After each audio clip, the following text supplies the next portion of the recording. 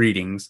My name is Tevis Blankenship, and I am an enrolled member of the Eastern Band of Cherokee Indians. I currently work as the Managing Director with Raven Rock Strategy Group, LLC, serving tribes and tribal organizations across the country as a trusted advisor.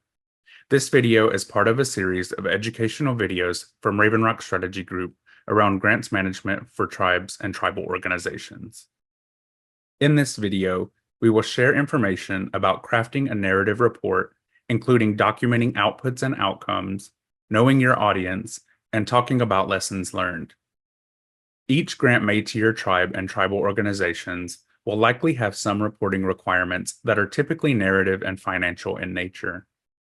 Grants from federal and state agencies will often have standard form reporting requirements and perhaps specific measurements you will be required to report, like number of clients served, number of interactions, types and amounts data, and other specific details. Before crafting your narrative reports, be sure to reference your notice of award for any specific reporting requirements for narrative reporting, and if you have any questions, contact your program officer for technical assistance. Many tribes and tribal organizations are looking to private foundations as a source of grant funding and support for community programs. You will find that private foundations are increasingly more flexible in their reporting requirements, and some foundations have moved to verbal reports to lessen the burden on their grantees. As with other awards, reference your notice of award, grant contract, or contact your program officer for specific information about reporting requirements.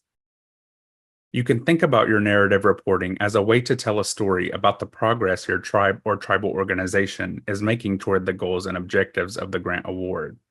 As Native people, storytelling is an essential element of our cultures, and we think it is important that narrative reporting from tribes and tribal organizations be shared, where possible, through this traditional storytelling approach.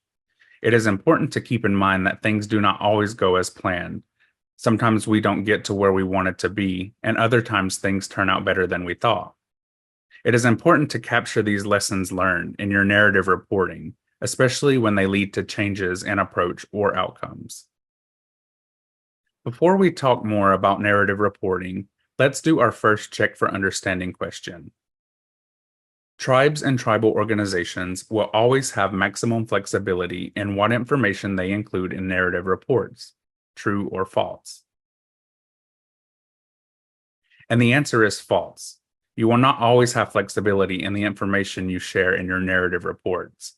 Some grants will have very specific requirements for what is included in a narrative report. However, in others, you may have flexibility in what information you share.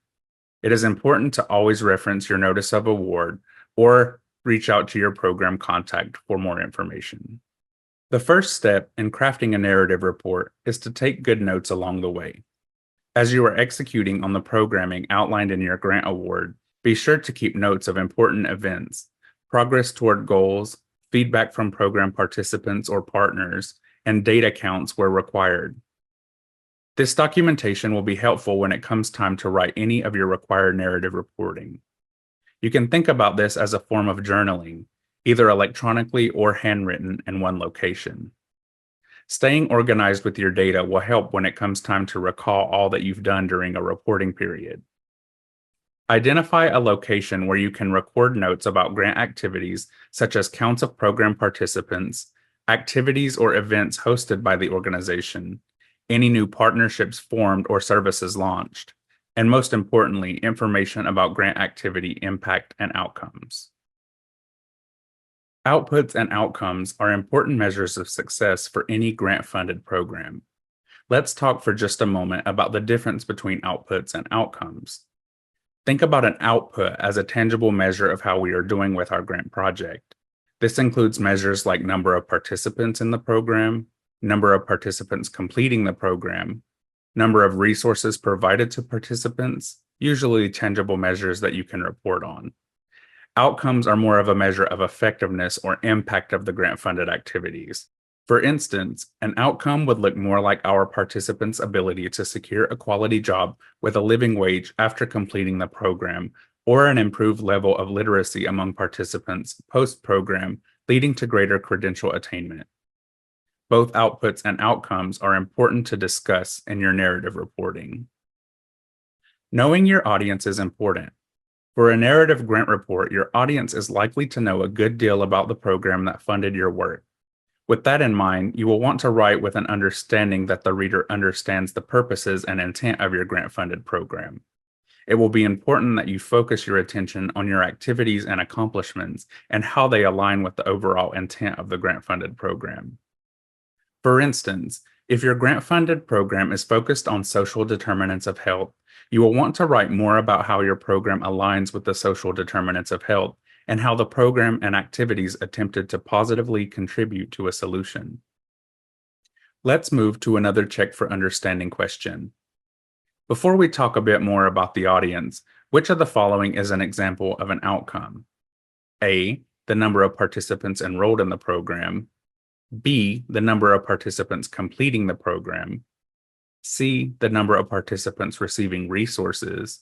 Or D, higher literacy scores leading to gainful employment.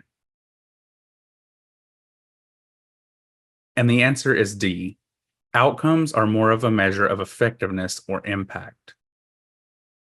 In knowing your audience for a granting agency or foundation, you should, to the extent possible, develop a strong working relationship with your program officer or program staff. Their insights around reporting and the audience for reporting is valuable feedback. In some instances, agencies or foundations may use external evaluators to measure grant performance, so knowing who will be on the receiving end of your reporting is important information to have. Finally, in building your narrative reporting, it will be important to talk about lessons learned. This will include elements of your grant activities that did not go as planned, or instances where you had to pivot in your programming and the results that you achieved. Importantly, this is an opportunity to talk about how you adjusted grant activities to meet the goals of the grant and the needs of your community. You should also talk about information you learned about the community you serve for the activities you undertook, and use that learning to inform future grant-making opportunities from the agency or foundation. By discussing your lessons learned in your narrative reporting, you are demonstrating the resiliency of your organization and your ability to respond to changing needs across the community you serve. This is important as grant funders will consider organizational capacity in their analysis of future funding opportunities to your tribe or tribal organization. The ability to adapt, respond, and pivot demonstrates the high capacity of your organization to do important work. Essentially, you are setting the stage for future funding opportunities, and perhaps new grant opportunities will emerge from your work and learnings on current projects. Be sure to incorporate these learnings into your organization's strategic planning initiatives and consider how future programming might be adjusted and strengthened based on what you have learned through your work. Always remember to be completely honest in your narrative reporting and that you've kept sufficient data to substantiate your narrative reporting. Additionally, ensure that you have a process in place internally to review grant reports. This includes activities like proofreading for grammar or spelling errors, but also to make sure that your narrative reports resonate with the reader and convey the right message.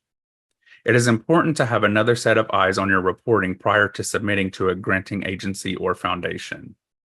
Let's do one last check for understanding question.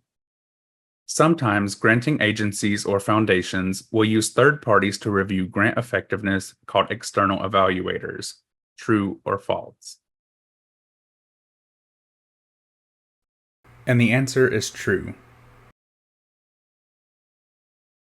Thanks for listening in, and be sure to take a look at the other videos that are part of this series for additional information. And feel free to visit us at www.ravenrockstrategy.com for more resources.